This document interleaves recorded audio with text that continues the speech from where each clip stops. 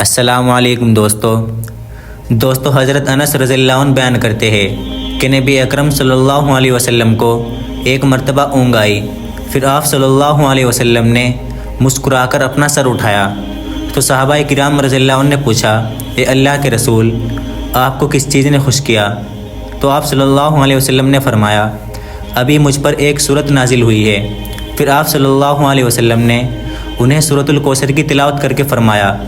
جانتے ہو کوثر کیا ہے؟ صحابہ کرام نے عرض کیا کہ اللہ اور اس کا رسول ہی بہتر جانتے ہیں۔ تو نبی کریم صلی اللہ علیہ وسلم نے فرمایا، کوثر جنت کی ایک نہر ہے جو اللہ تعالیٰ نے مجھے عنایت فرمائی ہے، اس کے پاس بڑی خیر و برکت ہے، قیامت کے دن اس پر میری امت آئے گی، اس نہر کے پیالے آسمان کے تاروں کی طرح بے شمار ہے، میرے بعض امتی اس سے روک دیے جائیں گے، میں کہوں گا اے میرے رب، یہ تو میرے امتی ہے، جواب ملے گا آپ کو معلوم نہیں کہ آپ کے بعد انہوں نے آپ کے دین میں کیا کیا نئی باتیں ایجاد کر لی تھی۔